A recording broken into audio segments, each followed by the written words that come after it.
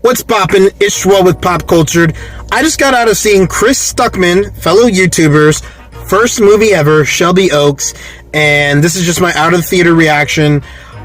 Chris, if you see this, which I think you actually might, since I don't know how many people are going to go run out and see this movie, I thought that your direction was awesome in this movie. One thing that I really liked was the use of the mockumentary, or like the documentary style, I guess I should say, mixed with the found footage, mixed with the traditional filmmaking. I thought that was a very interesting take that I haven't really seen too many directors do.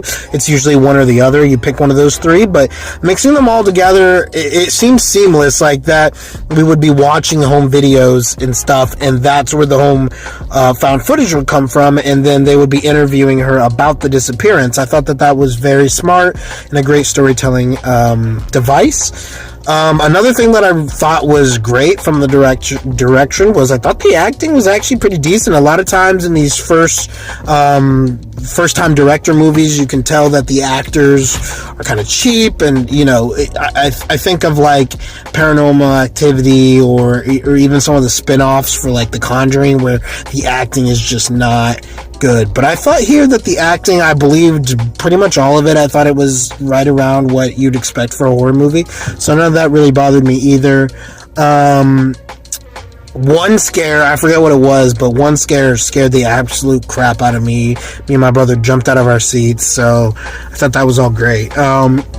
I do have to talk about negatives. Unfortunately for me, I thought that the script was quite weak. I know you co-wrote it with another lady, but I just felt like I needed a little bit more there. I have a couple questions. Maybe you can answer them in the comments or a video someday or something. And I get that with these kind of occulty horror movies, you're going to have some stuff that isn't explained, but I just would have liked to know, like, were they having only girls and that's why they buried a bunch of babies, and like what was the point? Like, why did the entity want Mia? Was it to raise the baby rather than have